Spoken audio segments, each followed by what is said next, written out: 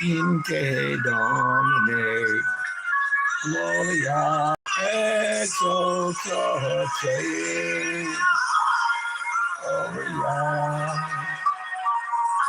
Yeah.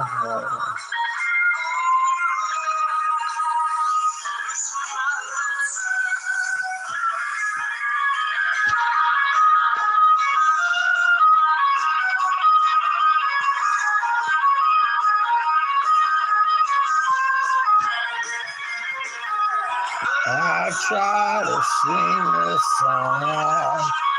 I try to slip in, but I can't find the door.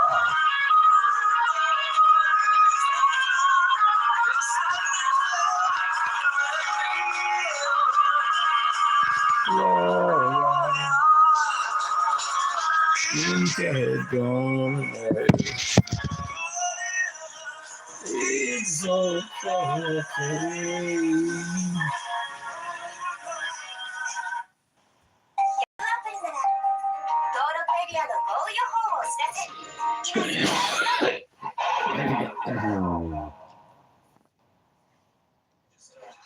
I think it has. It's right. Right, Edge. When did we start? I think 5 months ago. 20 minutes ago. But as a band, we've been together for about 4 or 5 years now. We sort of evolved. We came together in Dublin, in Ireland, as sort of some just friends, and it sort of evolved from there, and it's been growing and changing ever since. Is it hard to start a band in Ireland? Yeah, there are a lot of bands in Dublin at the moment, and there are very few places to play right around the country, So most bands actually have to move out either to London or, other parts of England or Holland, But because of the situation in Ireland, is it so that the people expect more from you than only entertainment? Do they expect some kind of a message in your music? There's a situation. There's a lot of political situation. Yes. There's a lot of people expect a lot of things from you too, and people will never get what they expect. People would like us to be a political mouthpiece, a punk mouthpiece, or an experimental mouthpiece, or whatever. People have been trying to put us into sort of little boxes like that for years, and we're not. We're just you two, and we speak, just as we are. The lyrics are autobiographical, and they're not too. We became more aware of the political situation when we actually left Ireland. We weren't. I think growing up in Ireland, we weren't even aware. We were blind. It was so close to us. We were blind to the situation. It might be a bit of confusion as well, but there isn't actually any political violence in Dublin, or from where we come from. It's all the north of the country, and you find most of the bands from the north tend to write about political issues and that. But we're not really involved. But you must notice something. Oh, of course we noticed, as Bono said, when we went away, we were sort of looking at it from a totally different angle, and it really affected us then. But as I said, there's no violence in Dublin, so it's not on our doorsteps. It's about 50 miles up the road. It becomes harder to. You've got when you realise that 50 miles from where you walk your dog, there are people being murdered in the name of God, or in the name. It makes me feel very ill. As I said, growing up, I didn't even think about it, but now we think about it. And now we try. Our music is to try and break down barriers, whether they be between religious barriers or musical barriers, whether people think I'm into punk rock, I'm into heavy rock, I'm into this rock. We're here to break down barriers, whatever they are. And that's what our music stands for.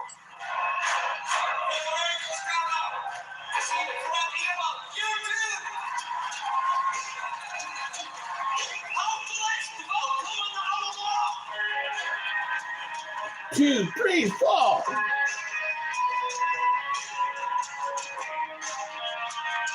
Two, three, four.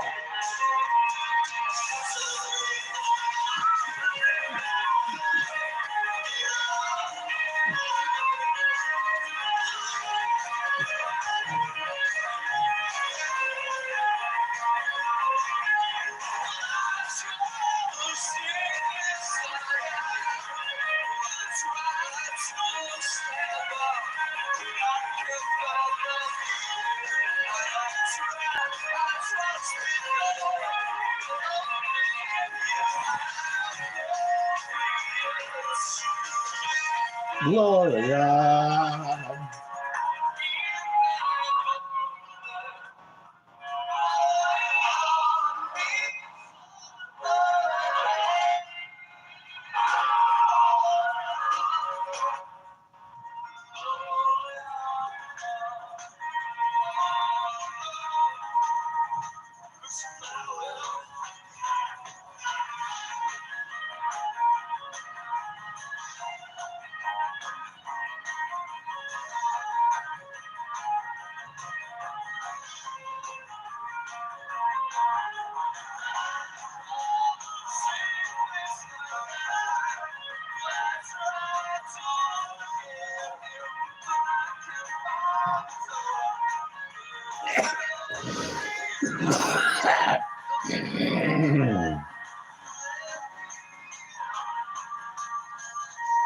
Gloria.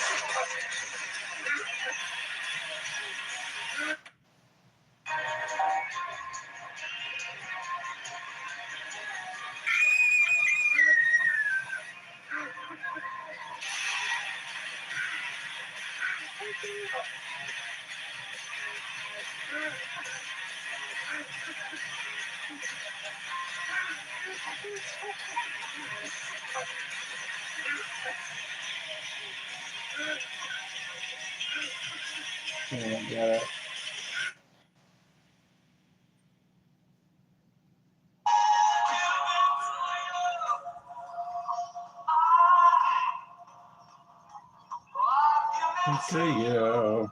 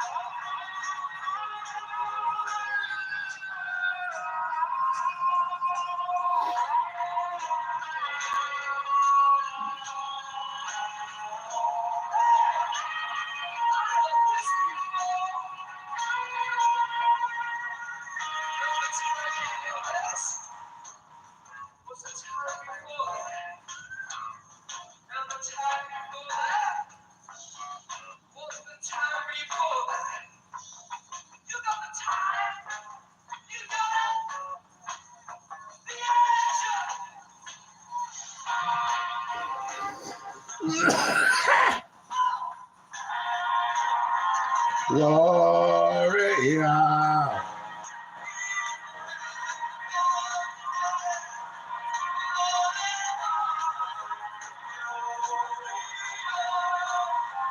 Gloria.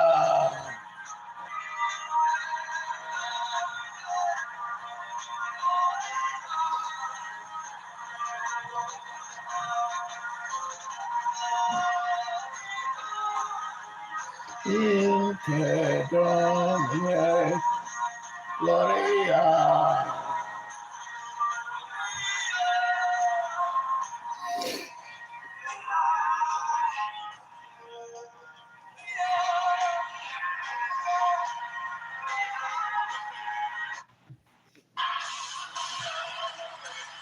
You two are part of everybody's senior problems. The biggest band. But they're also part of a less welcome story. How rock and roll changed Ireland. I thought as a little girl a lot of the conditions for the grown-up women in Ireland, and I wasn't having it.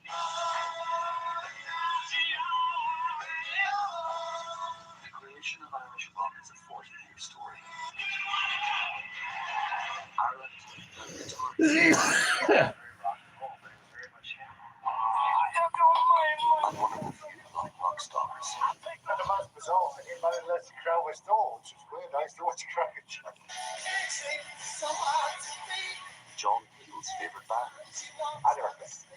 Hope you don't like it. I just saw 5 minute patties did it, you know. You two are part of everybody's problem.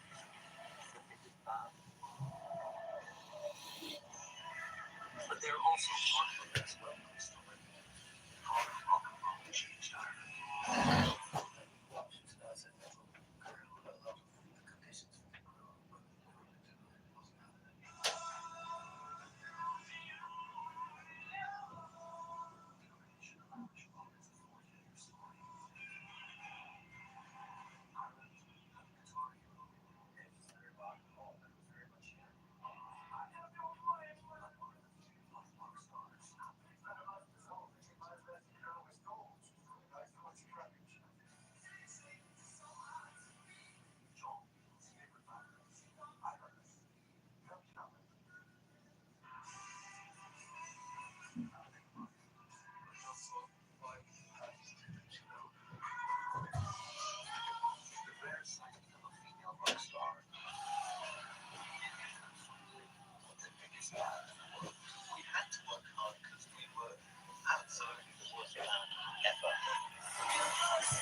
This is the story of the pioneers of Irish rock, how they forged an international presence and helped change Ireland.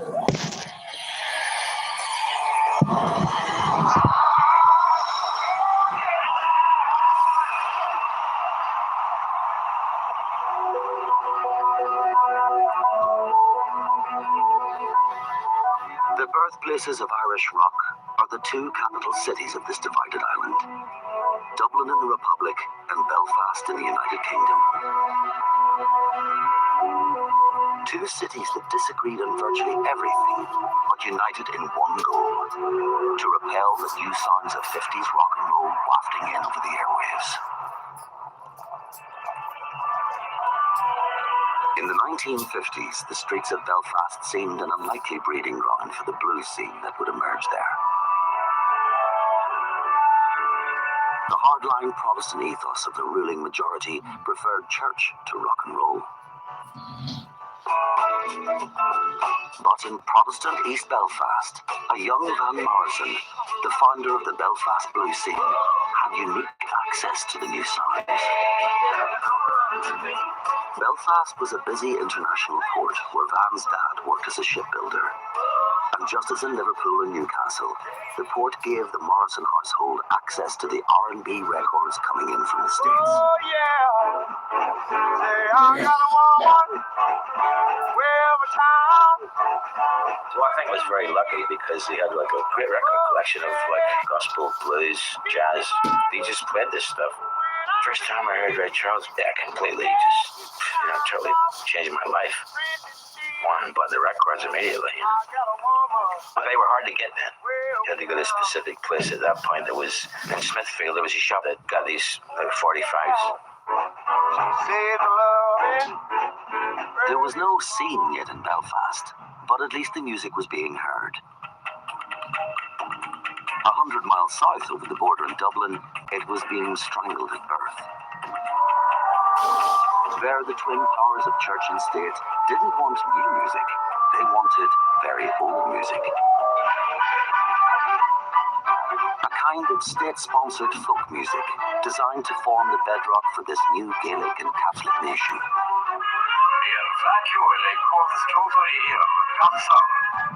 Not an ideal breeding ground for the aspiring rock musician. This church-state compact was an utter disaster, and we were trapped by it. It was an appalling fraud on the Irish people. Frankly, I wish England had never left Ireland. I think we would have been a lot better off. We were going to be colonised by someone, and as it happens, the coloniser which took over was the church, and that was disastrous. If the Brits hadn't left, that wouldn't have happened. My dad grew up in the 50s and 60s. He could remember sermons in opposition to jazz. The Catholic Church had so little on its mind in those days that they would preach against jazz and rock and roll. With rock and roll being repressed by watchful clerics south and north of the border, a uniquely Irish solution emerged: the show bands.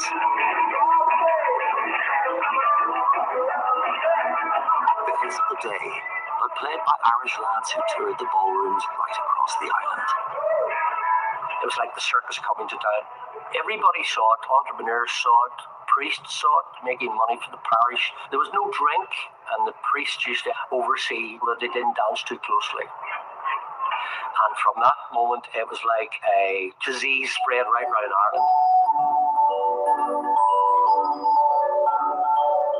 The show bands provided a valuable training ground for two of the first generation of Irish rock musicians: the Northern Ireland Protestant Van Morrison and the Southern Irish Catholic Rory Gallagher. Dance band, you do anything from classic Welsh material to rock and roll to pops to everything. But it was a good schooling, and you got your wings there. If you were playing in show bands where you had to play other people's music that you didn't really want to play, the ultimate goal would be to have a band that would play the music that you wanted to play.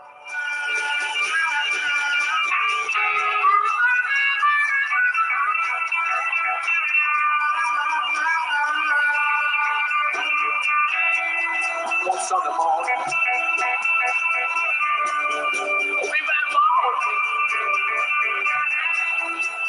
In 1964, 19-year-old Van Morrison formed an R&B band and named it after the 1950s horror film Them. They got a residency at a trad jazz club called the Maritime Hotel, and so was born the Belfast blues scene.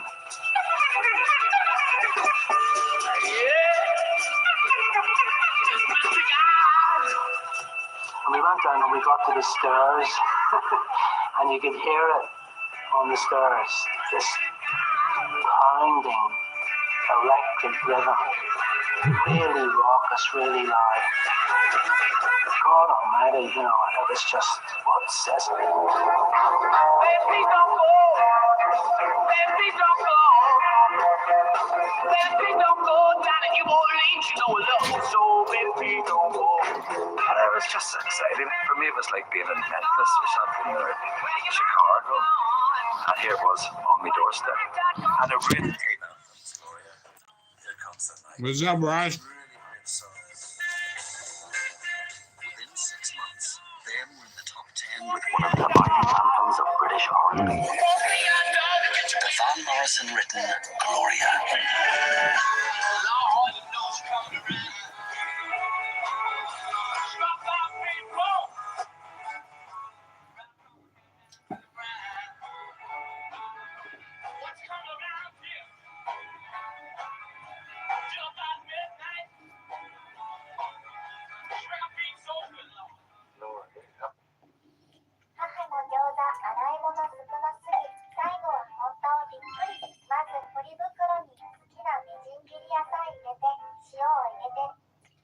And now, from beyond our dimension, this is the Jeff Mara Podcast. Here's Jeff. My guest is Evan Meekum, transpersonal psychologist, certified dream counselor, and teacher of meditation. He had a near-death experience due to a head-on collision with a semi-truck, which we're going to learn about and more. Evan, thanks for joining me and welcome. Thank you, Jeff. Appreciate it. I'm happy to have you. And if you want to start on the day that this accident happened and go from there. It's a day I will never forget. It was a long day at work. I had just moved to a new location. My family was still living in the old house, and I had started a new job, and there was a ton of work to do. And so I had worked really late that night, and I had to drive over a small mountain range to get on the other side and to my residence. And it was probably, 9:30, 10 o'clock at night when I started my drive. It was in the wintertime. Closing of winter, beginning of spring, but when you get the high in the mountains, winter lasts a long time. So it had snowed, and the roads were clear, but it did one day, and the snow had started to melt, and ice was starting to form off the top of the road. I did not really take that into consideration as I was driving quite fast and wanting to get over the mountain and get home and get some sleep. And now, from beyond our dimension, this is the Jeff Mara Podcast. researcher and public speaker for his work exposing today's fast unfolding global dystopia more than 3 decades before it became reality. He has written over 20 books and spoken in over 25 countries, and today we will be talking about the simulation and the mind trap. David, thank you so much for being my guest, and welcome. Thanks, Jeff. It's a real pleasure because I watch your show a lot. It's a source of fascinating information. Well, I'm almost speechless to hear you say that, so thank you so much, David. I really appreciate it. And I think the best way to start is, did you personally have some sort of spiritually transformative experience that made you aware of the simulation? Well, I had a transformative experience, and what I have had, and I think this is what awakening is. Awakening from previous perceptions and programming is it's a series of awakenings. So you awaken to a certain level, and you see, for instance, in the early 1990s, I could see that the people who were apparently running the world, presidents and prime ministers, weren't actually doing it. There was in the shadows is where it was coming from, and they were working through both parties, and we lived in one-party states. I saw all that, and I started putting that together. But then you have another awakening, then you have another one, and another one, and with each one, you expand your appreciation of the scale of what's going on. So the initial awakening really started, I guess, consciously in 1980, the late 1980s. And I was a national spokesman at the time for the British Green Party, and I was a presenter with the BBC, news and overwhelmingly sport presenter. And I started to have this feeling in what would have been early 1989, that when I was in a room alone, I wasn't alone. There was a presence there. And I wasn't into any of this stuff at the time, but it was tangible. And through 1989, it became more and more powerful and tangible until I found myself in a hotel room, the Kensington Hilton Hotel, just down the road from the BBC. And I'd come back from doing a program, and I sat on the side of the bed, and this presence was so tangible, it was blatant. And I said out into the room, I was on my own, obviously, if there's something there, would you please contact me, because you're driving me up the wall. And then I got on with my life. But a few days later, I'm with my son, Gareth, big strapping guy now, working for Iconic with me, but then a little boy.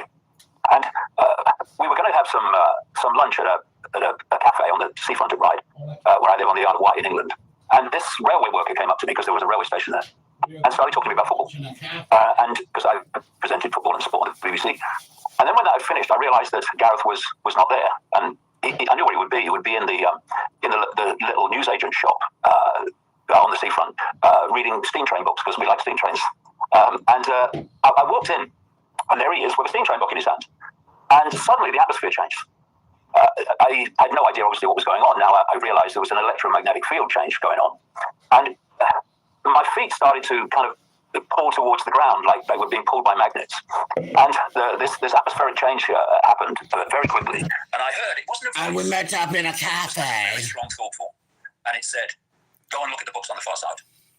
And I knew this newspaper shop, went in there all the time. And the books on the far side were romantic novels, not my scene at all. You know, Mills and Boon, as they were called in this country, Barbara Cartland and all those things, romantic novels. But because of what was happening to me, I kind of walked towards them in a daze, thinking, what the heck's going on here? And in among the Mills and Boon and Barbara Cartland was this one book, and it was called Mind to Mind, and it was by a psychic called Betty Shine. It was basically her autobiography. So I picked it up because it was different to the rest, and I turned it over and read the blurb, and I saw the word psychic. And I'd never, been involved in this area at all before. But my immediate reaction was, I wonder if this lady would pick up what the heck's been happening to me for the last year. This was in March 1990 that this happened. So I read the book in 24 hours and then contacted her and went to see her. And what I said to her, Jeff, is that, I've got rheumatoid arthritis, finished my football career, my professional football career. And maybe your hands-on healing, exchange of energy might help. Because that's what she did as well. And because I didn't want to give her any preconceived idea of what was happening to me at all. So I went along and did the hand-on healing for the first 2 sessions that I went. And we had a nice chat about various things. Then I went the third time, and I'm sitting on this kind of medical-type bench in her front room, near a place called Brighton, south coast of England.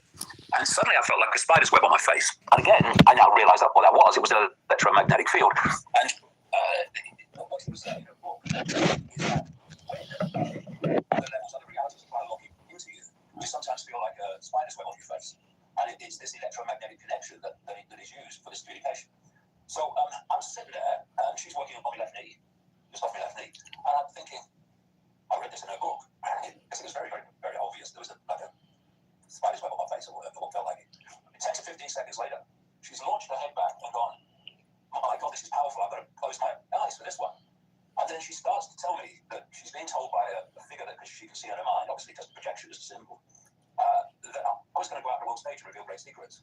Now, I'm presenting the sport for the BBC, and it's like, how am I going to do what? And a series of things that all have come true. And then the next week I went back, the last time I went full time, and other things were said which have all come true. And one of the things that was said is that, quote, they were going to lead me to knowledge and guide me to knowledge. And on other occasions they would put knowledge directly in my mind. And I'd think, where did that come from? Well, all I can say is that from the moment I left her front room that day, it started. And if you're a native or fluent English-speaking Western expat living in Japan, and you're looking for a new online career that enables you to earn a Western rate income. And the first 2 years, 1991, maybe into 92, I would be guided to, and so synchronistically, I would walk into people, documents, books, personal experiences, etc., that were like handing me pieces in a puzzle. And that at that level, at that time, all the pieces in the puzzle were the world's not controlled by who appears to be controlling it, and who is, that kind of thing. And what I would do in those first 2 years or so is that I would look at the information that was coming to me synchronistically, and I would decide what I concluded about it. And then after that, which has gone on to this present day, it was the other way around. I would know what was going on, sort of intuitively, and then the names, dates, places, tangible evidence, the 5 sense evidence would start flowing to me. And there was this sequence where, which has continued to the present day, where I will have a subject coming into my life, for the first time, kind of out of nowhere. And from that moment, information about that subject is coming at me from all angles. And what it's done has taken me from, if you like, the world of the 5 senses and how it's controlled, how it's manipulated, the networks that are doing it. It took me then from about the mid-1990s into the fact that there's a non-human force behind this that operates outside of human sight, which is almost everything that exists outside human sight. And then it took me into the simulation. And more recently, as I talk about in a new book called The Reveal, it's taken me into the afterlife and what people like Isabella Green call the trap. In fact, the first book in a trilogy about this, The Reveal, the latest one, the middle one is The Dream. The first one is actually called The Trap. But I've not come across Isabella's information at that time. And the world or the reality that I've seen as a result of this sequence makes complete sense of the world that we live in. For me, anyway, because I've travelled around the world a lot. I can't travel so much now. I'm banned from nearly 30 European countries and Australia. What have you heard? Is something I've said. And but I did for a very long time. And what I saw was people, to say the least, not having a good time. They were struggling to survive another day. The lives they lived were incredibly challenging and often deeply unpleasant. And the kids were coming into the world, and their childhoods were the same, and all they had to look forward to was more of the same. And when I was looking at this, by this time I was absolutely convinced that reincarnation is true, a real reincarnation consciousness. And I thought, why would anyone come back here? Why would they? I saw, the various ideas that you come back to learn lessons and evolve, something I don't accept. And I mean, what are people in Gaza currently learning? Anything nice like that? Two extra scoops of vanilla sauce, and caramel drizzle, and extra sugar sprinkles? Yeah, that's me. Information is very constantly in this simplistic way. First of all, this. How are you? Good. How are you? But then, what we call the afterlife, or that level of the afterlife, because we're infinite, eternal awareness, is also another level of the simulation. Satoshi figured this out. How did he? I don't know. What he's talking about is actually the recycling of souls, quote, souls consciousness, in and out of the simulation. And to what end? Well, we can get into that because there isn't an end, I would say, and there is a reason for that, and it's nothing to do with evolution. So,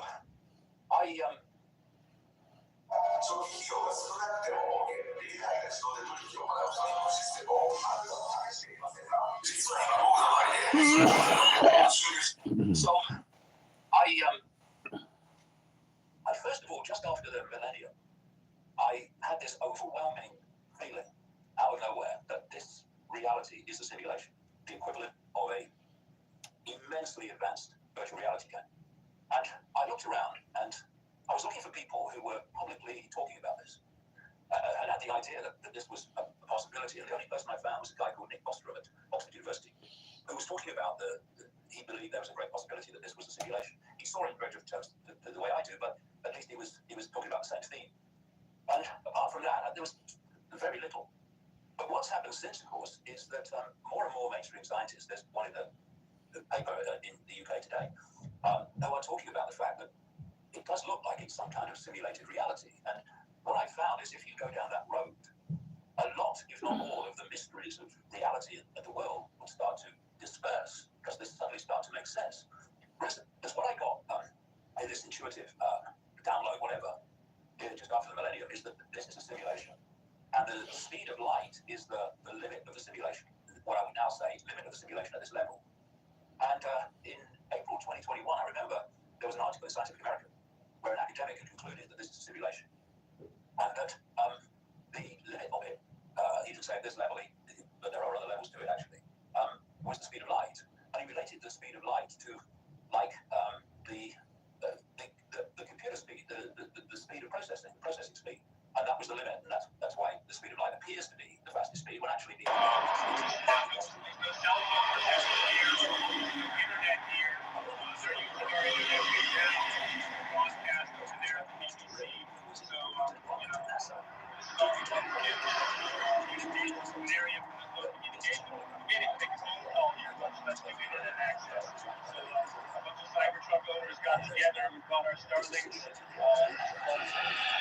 It's not natural.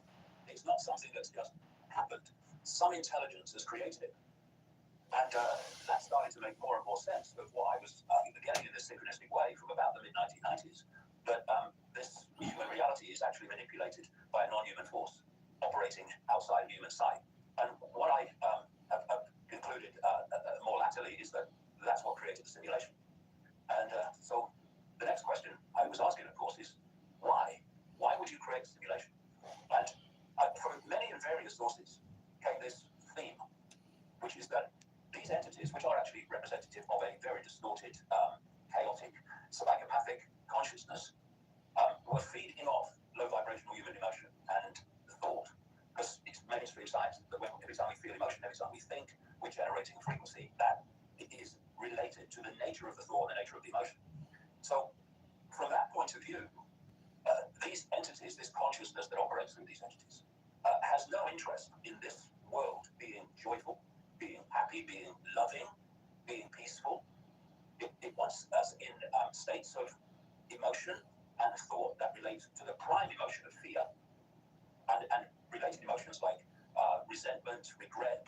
By these fires, we received one-time payment of $770.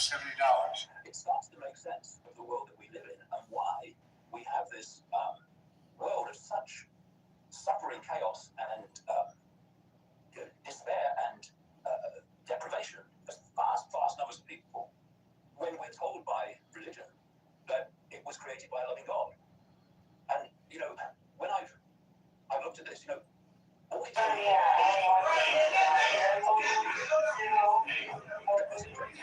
Watch out.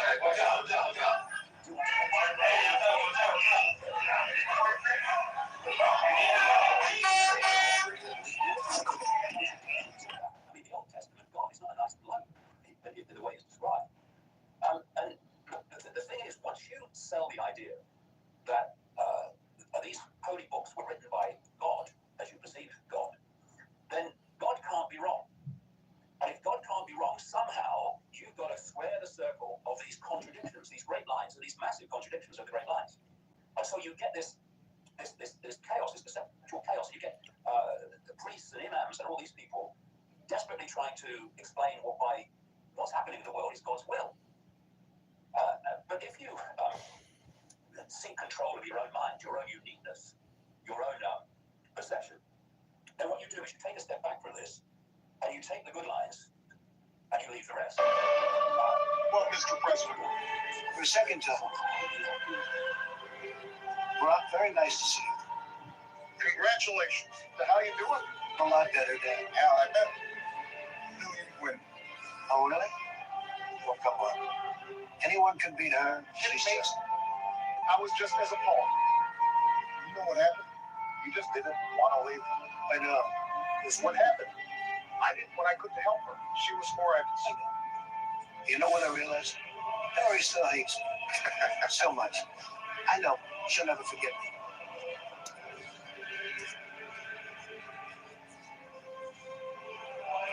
We should meet to discuss. I think so too. We can definitely set something up. Let me know whatever works best for you. Allie's gonna fly back to Florida tomorrow for the golf. Okay.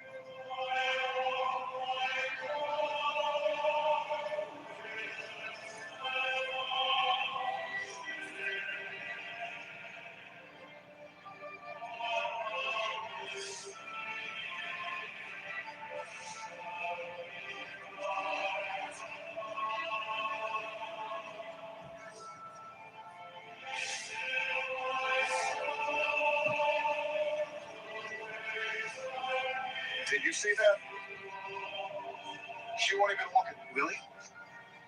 I was told some of her people. Apparently, they said she fell off the wagon. I think she actually made it. Sure. And also, she's not really built for this. That amount of pressure, if you're not built for it, we'll do it. Well, Mr. President. For a second time. Brock, very nice to see you. Oh.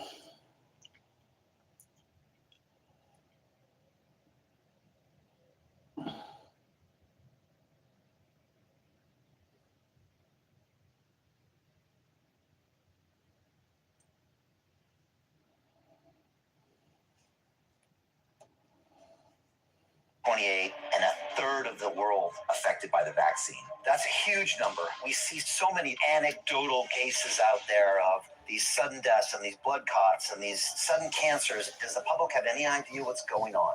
Every person that got an mRNA injection, so that's Pfizer and Moderna, every person that got that injection is no longer capable of actually living in a what we call qualified human healthy existence. People say, oh, tens of thousands or millions of people were allegedly saved because they got the vaccine. That's absolute, excuse the French, bullshit. So what we're left with, a pro-cancer trigger, and then we shut down the anti-cancer response that's normal in the body. This was a biological war, and we are in the middle of it.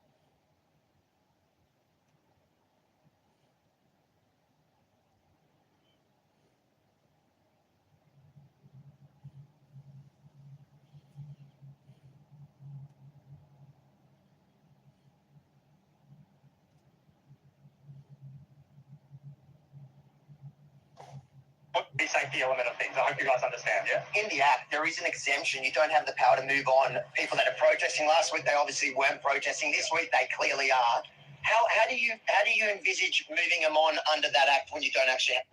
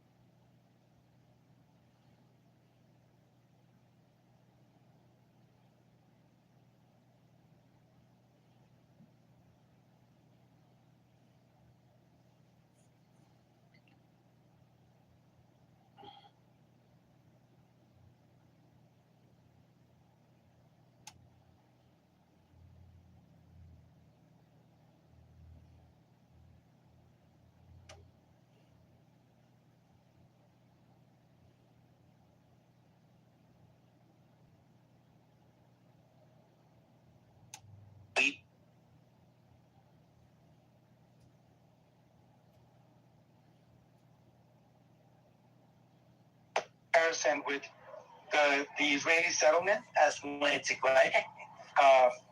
and like colonization in America. Yeah. And I want to know, like, what is the why is that comparison inappropriate? I'd be happy to answer you. Okay, I want to talk for a minute. No, I'll be back. Well, yeah, tell me right now. Like, it's been in my mind, like, because one concern is like this issue of like, okay, you have Palestinian people that are living in that land, and then we understand what happened World War II, the Holocaust, all that. Yeah, but what gives the Jews the right to just come in there? Maybe, let me try to give you an example. Imagine you have Navajo Indians who were thrown off their land. Yes. And they moved to Europe. Okay. Imagine this. They moved to Europe. And after people try to kill all the Navajo, the world says, we got to put them back in Navajo country. And they come back. Would you say they're colonizers? No. So I want to tell you, they're going back to where they they're were. originally from. Let me tell you a true story. You clarify something. I want to tell you a true story that no one disagrees with. Jewish people started out in the land of Israel. Jews comes from Judea. That's the name of that land. Yes, correct. Now, what happened is people came in called the Romans, taken over the world, and exiled them and pulled them out. Can you imagine? Yeah. Every single day, for 3 times a day, we pray. For the last couple thousand years, return us to Israel, return us to Jerusalem. We never stop. This synagogue is facing east when you go in, because Jerusalem's east. 3 times a day we faced east. We never forgot it for 1 minute. There were also Jews in the land, not so many. They were a minority because the Turks came in and these ones came. There was colonization after, including the Palestinian people. They colonized it too. They're the Hashemite kingdom of Jordan. They're from Saudi Arabia. The Jews were always there in small numbers and never gave up on it. And then the world said, we need a place. Jesus said, we'll go back. Did you know Jews and Arabs live together? That if they make a 2-state solution, they talk about this name, a 2-state. The Arab state will be 0 Jews, free of Jews like Nazi Germany dreamed. You do right. No Jews allowed. In Gaza, there were 0 Jews. You don't support the 2-state solution? I do support it, but I want it to be 2 real states, which means either only Jews in Islam, only Arabs, now, which I don't agree with. I think we can live together.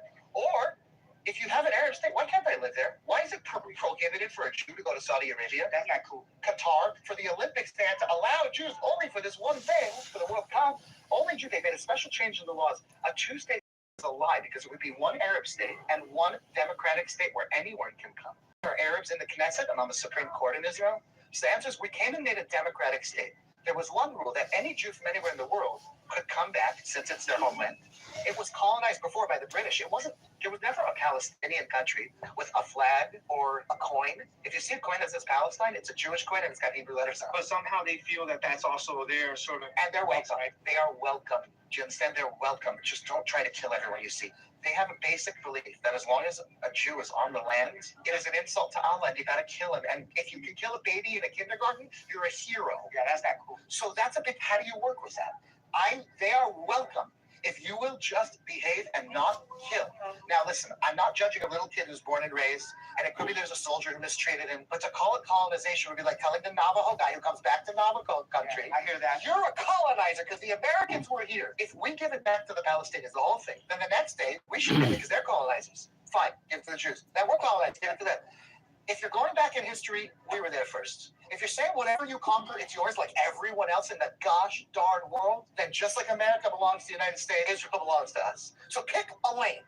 Is it whoever was there first? We win based on archaeology, based on history. It's undeniable. That being said, you're welcome. There's Christian sites, there's Muslim sites, and there's Jewish sites. And if you just won't blow yourself into pizza toppings, I agree. You can cut. I agree with what you're saying. Like all that makes sense, and thank you for clarifying that. Sure, it makes sense. It's a good. I want to tell you what. It's a good question because if everyone in the country is talking about it and you're hearing it from one side or the other side, it's fair to ask a rabbi and say, just make your case. Yeah. So one thing. Made a comparison with the Israeli settlement as when it's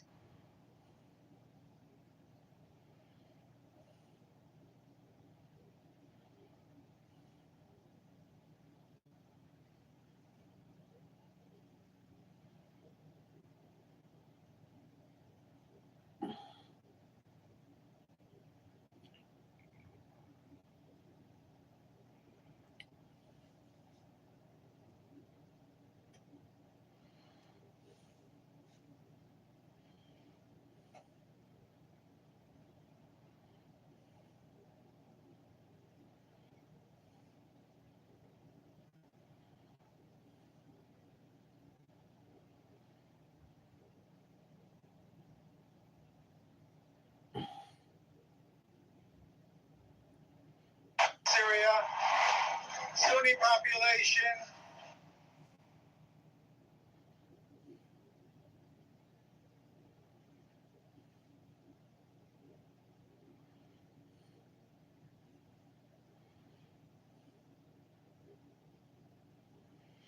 Sleep, sleep tonight.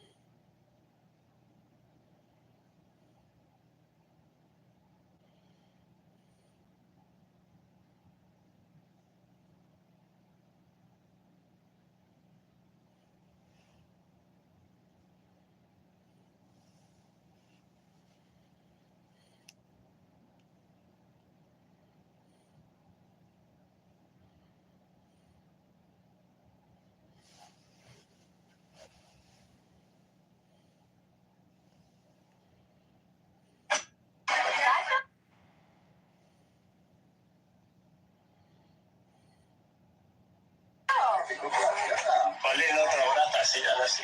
Ay,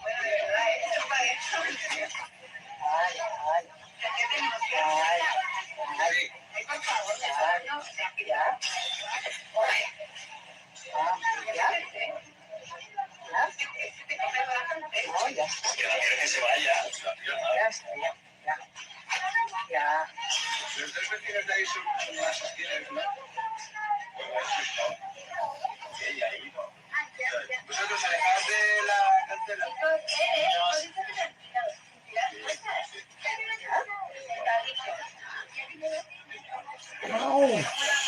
Ay. Vale, ya, ¿eh? ¿Justo ahora que le he hecho el seguro? Vale, vale.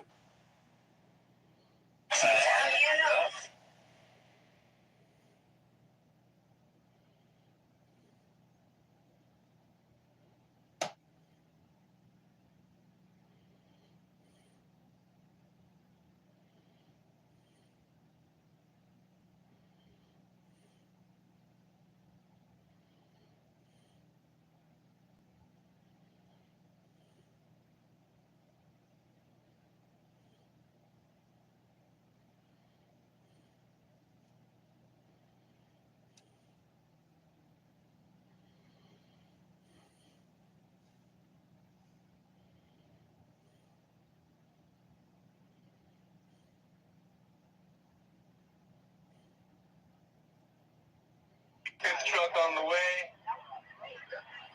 Let's go. All